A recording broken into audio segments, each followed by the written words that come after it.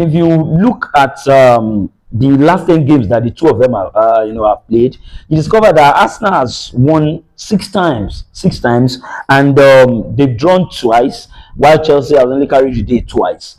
When you look at this game, you understand the fact that Arsenal has the bragging right, because recently Arsenal has actually been, dominating Chelsea since 2019. The last time I think Chelsea beat Arsenal was in the UEFA Europa League, that at Baku, that Chelsea trumped Arsenal 4-1. And since then, Arsenal has actually carried the day. Arsenal took it personal.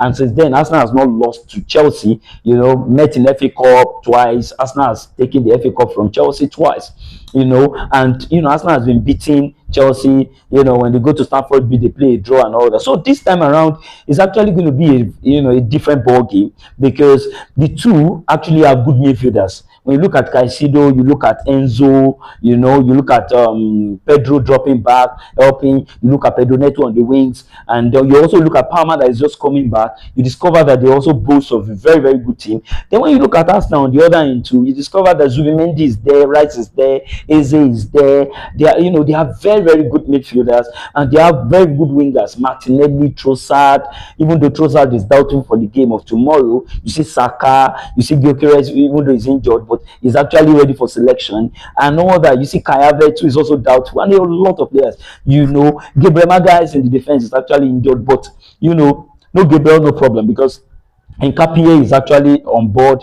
Mosquera is actually on board. You see the two of them, they've played, amazing game in the North London derby against Tottenham, and also the Champions League game against Bayern Munich. You discover that the two of them have been fantastic. So anyone that the coach chooses will actually fill that role very well. So to me, if you look at the game very, very well, I won't say Arsenal is actually going to outrightly beat Chelsea, because it's actually a derby, and when it comes to derby, it can go either ways. Do you understand? It can go Chelsea's way, it can go Arsenal, and it can be a draw. So you can't just conclude, but fans will say Arsenal has the bragging right, Arsenal has the this, Arsenal has the that.